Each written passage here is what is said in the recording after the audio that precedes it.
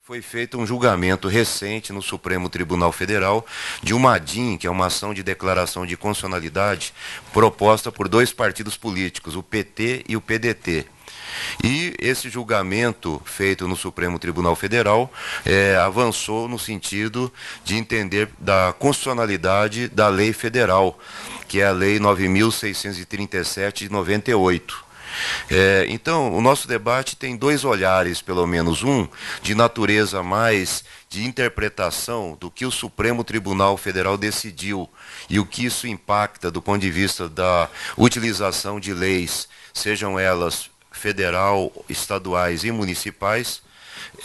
Também há um interesse prático que decorre desse julgamento. Então, por exemplo, eu vejo aqui a representação do Sindicato dos Médicos de São Paulo, do Gerson Salvador, representando aqui o Sindicato dos Médicos, e há uma preocupação hoje do Sindicato dos Médicos na relação que estabelece com os trabalhadores que atuam nessas organizações sociais no município de São Paulo e também em âmbito estadual. E temos aqui entidades que atuam na área de ciência, tecnologia e inovação, e a lei recentemente aprovada na Assembleia que estende o uso das organizações sociais para a Fundação Casa, o Invest São Paulo, as áreas de conservação ambiental e também na área de ciência, tecnologia e inovação, inclusive agora com a proposta de extinção da Fundap e do CEPAM e possivelmente passando parte de suas atribuições para organizações sociais. A decisão do Supremo, ela é muito positiva porque ela termina com um tipo de debate que estava atrapalhando a gestão. As OS são ou não são constitucionais? Com isso acaba. A decisão do Supremo é clara. As OS são constitucionais. Agora, a decisão do Supremo, ela ainda coloca uma outra coisa. É o Poder Executivo e o Poder Legislativo dos entes federativos, dos estados, dos municípios, que tem que escolher quando e como a OS é importante ou não. O que pode acontecer agora é que, com certeza, muitos municípios vão ficar ainda mais motivados a criar a OS. Com a Lei 13.019, que foi falada aqui no evento, que é a lei do marco regulatório do terceiro setor, que engessa as formas de parceria, possivelmente a decisão do Supremo com essa lei vão estimular ainda mais a criação de OS. Mas é preciso ter cuidado, porque, como foi dito aqui, é preciso saber fazer contratos, é preciso saber quando as OS são realmente importantes ou não, e é importante ter capacidade para fazer a regulação, a fiscalização das OS. Então se tem que ter cuidado, porque não é uma solução para todos os males. O Estado precisa ter um planejamento, sério, digamos, se for na área da saúde, a respeito do seu serviço de saúde. O que comporta ele prestar, o que ele consegue fazer e aquilo que ele pretende fazer em parceria. Eu acho que isso é o primeiro ponto. A partir daí, ele precisa se preparar e se fortalecer para poder fazer um contrato, ter poder de negociação e fazer um contrato que que atenda o interesse público. Então ele precisa ser um Estado que está forte para fazer um contrato forte. Senão ele vai levar as suas fraquezas para dentro do contrato também. Um deles é conhecer custo, saber quanto custa o serviço para poder saber quanto precisa repassar de recursos. O outro é controle, ter um pessoal eficiente para fazer o controle das metas que vão estar no contrato, que metas ele quer colocar. E daí como ele efetivamente controla essas metas, como ele pune se essas metas não são cumpridas. Então precisa ser um Estado muito competente para poder fazer um bom contrato e fazer uma boa fiscalização e acompanhamento desse contrato. A decisão do Supremo ajuda porque tira do cenário da atuação em parceria com a OS, um peso e uma dúvida que persistiram por todo esse tempo. Durante eu tenho muitos casos em que as instituições foram questionadas e até processadas porque estavam simplesmente celebrando contratos com o poder público. o Ministério Público entendia que aquilo era uma privatização indevida, com base nos mesmos argumentos que motivavam a ação direta de inconstitucionalidade. Portanto, sai de cena essa discussão, que é uma discussão infantil, eu diria, né? Pode, não pode, uma discussão que tinha que ser superada e foi superada. Bom, agora nós temos uma série de outros desafios, porque durante todo esse período nós vimos um crescimento desordenado. Então há experiências boas, cuidadosas, há experiências descuidadas, há experiências feitas de qualquer jeito. E agora nós precisamos pensar como que é a disciplina desses contratos, se é uma disciplina que garante aos particulares a segurança necessária, né? Se é uma disciplina que tem o devido enquadramento jurídico, ou se vai se recorrer continuamente a analogias com um modelo de contratação de prestação de serviços convencional. Há uma série de desafios. Qual é o controle, que tipo de controle, quando esse controle incide?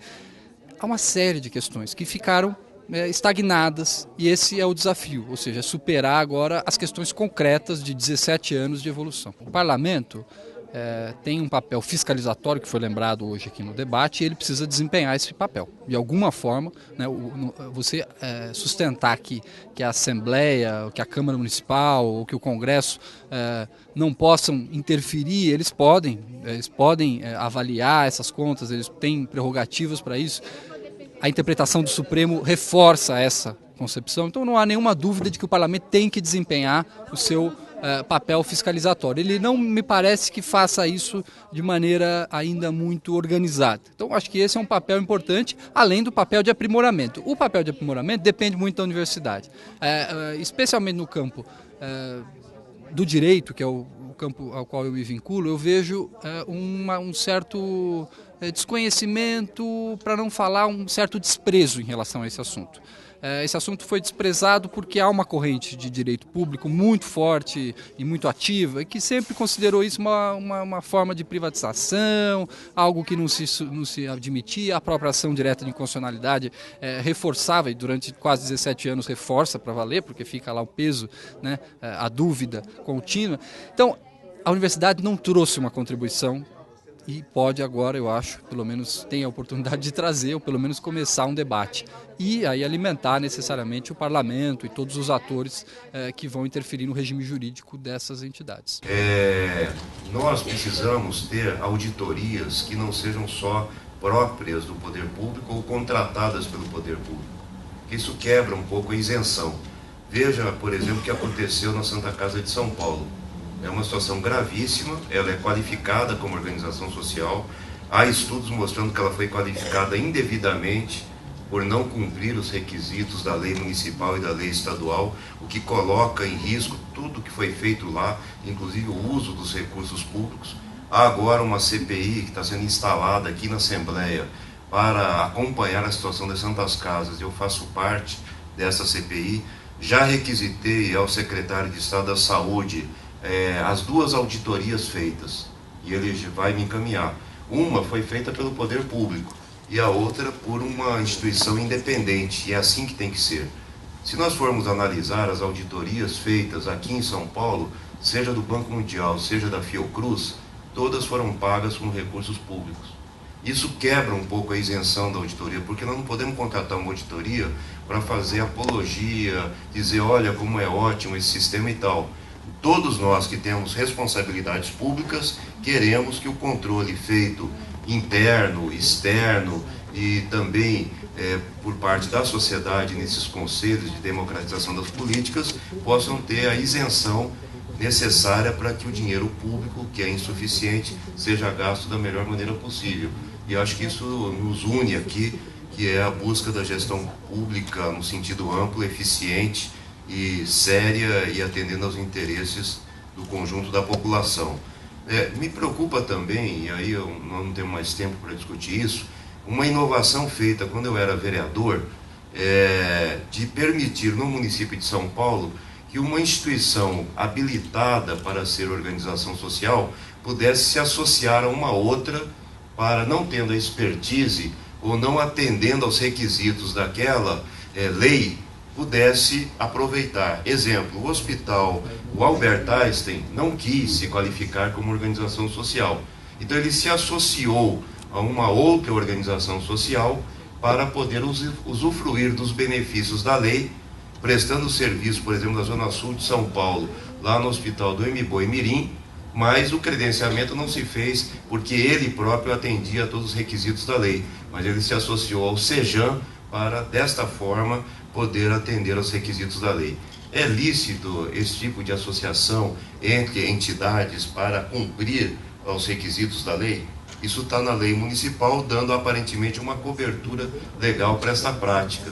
Ou nós deveríamos exigir que de fato haja regulamentação dos critérios na lei federal, que nós tenhamos o mesmo grau de exigência na lei estadual, na lei municipal, e que as entidades que venham a ser qualificadas, havendo ou não essa correspondência de exigência e tal, mas que elas cumpram rigorosamente os requisitos da lei. São Paulo acaba de aprovar uma isenção de ISS para as OS. Eu me pergunto se as OS já trabalham essencialmente com recursos do fundo público. Há a necessidade de elas terem a isenção de ISS? É privado também. Pois foi aprovado na lei municipal. E nós temos uma prática no Brasil de conceder, pessoal, nós temos uma prática no Brasil de conceder incentivos fiscais, por exemplo, o setor filantrópico, que muitas vezes gera uma desigualdade, inclusive em hospitais de grande importância, como é o caso, por exemplo, Sírio-Libanês, Albert Einstein e outros, que contam com vantagens tributárias que eu acho que, no mínimo, nós deveríamos fazer um debate se são cabíveis ou não. Eu só estou citando isso a título de exemplo para a gente mostrar que é preciso que nós continuemos com esse debate também entre nós e dialogando com a legislação e o marco legal existente. E vejam que, no caso aqui, do município de São Paulo, é um governo do PT, do prefeito Fernando Haddad, que encaminhou o projeto de lei e que concedeu essa isenção para as OSS. Por fim, eu quero dizer para vocês que foi uma grande satisfação poder contar com essa participação qualificada, bastante representativa de todos vocês no plenário e também compondo a mesa, e que nós faremos 2 novos eventos, que eu já anuncio aqui. Um evento vai ser para discutir exatamente essa questão da Lei 13.019 e o que dela decorre,